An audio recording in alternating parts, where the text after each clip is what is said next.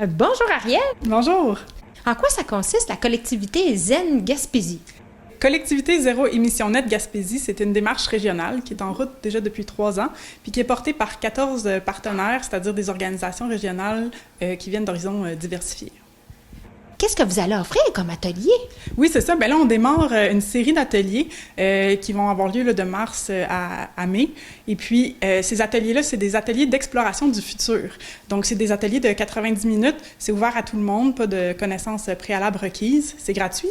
Puis, dans le fond, le déroulement de l'atelier, on commence la discussion autour de récits de vie, de personnes imaginées, qui se passent en 2050. C'est inspiré de tendances scientifiques. Mais l'idée, c'est de démarrer la discussion. Puis ça nous permet, ensemble, de jaser de c'est quoi l'avenir qu'on souhaite pour la Gaspésie. Pas juste qu'est-ce qui est possible, mais qu'est-ce que nous, on veut vraiment pour la Gaspésie du futur.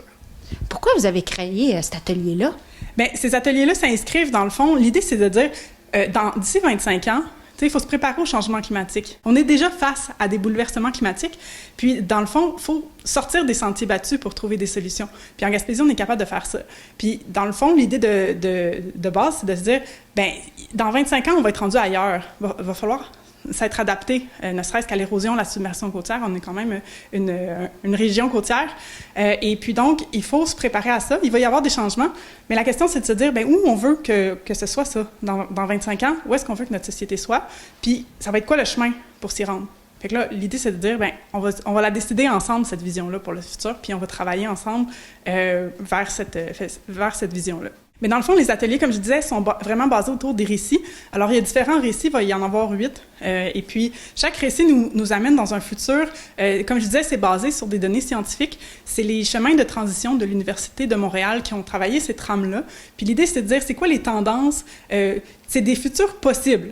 C'est sûr que c'est imaginé comme histoire, là, puis on étire des fois. Mais est-ce que le futur, on va être rendu dans un monde où on va avoir choisi comme société d'aller vers l'intelligence artificielle, où on va plutôt avoir décidé de réduire... chaque pays va avoir commencé à garder ses ressources un peu plus chez soi, puis il va falloir, de notre côté, devenir plus autosuffisant, puis avoir des communautés qui utilisent moins de pétrole, par exemple, pour se déplacer. Donc, c'est vraiment des histoires comme ça qui nous projettent dans un futur possible. Puis nous, là-dedans, c'est de dire, mais qu'est-ce qui est souhaitable? Qu'est-ce que vous allez faire une fois que la série d'ateliers va être finie? Dans le fond, les ateliers vont nous servir, toutes les données qu'on va rassembler vont nous permettre d'élaborer une vision collective pour la Gaspésie de 2050. Puis cette vision-là va nous permettre ensuite de créer des comités thématiques qui vont déterminer c'est quoi le chemin entre aujourd'hui et demain pour se rendre là-bas. Et puis, de cette grande trajectoire sur 25 ans, on va se demander ensuite c'est quoi les actions aujourd'hui à poser, les premières, les principales, et qu'il faut mettre en action pour les faire. Combien vous prévoyez offrir d'ateliers de mars à mai, vous m'avez dit? Oui, c'est ça. C'est quand même ambitieux comme projet. On veut essayer d'aller faire plus d'une centaine d'ateliers sur tout le territoire. Il y en a déjà une vingtaine de prévus. Ça, c'est des ateliers publics, mais il y a aussi des fois des ateliers privés. Donc là, on est à plus d'une quarantaine déjà. Mais on va continuer d'en organiser des ateliers jusqu'en mai. Puis pour connaître les ateliers qui sont les plus près de chez vous, je vous invite à aller voir sur notre site web. Donc, c'est czengaspésie.ca, C-Z-E-N, gaspésie.ca. Puis on a aussi une page Facebook, puis un LinkedIn. Pour nous trouver, c'est Collectivité Zen Gaspésie. Collectivité est au pluriel, puis Zen s'écrit Z-E-N.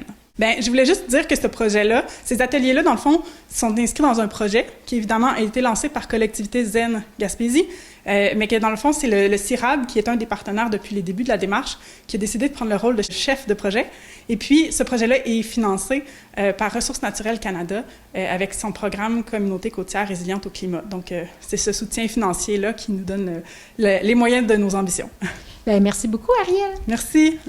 Au plaisir de vous voir dans des ateliers.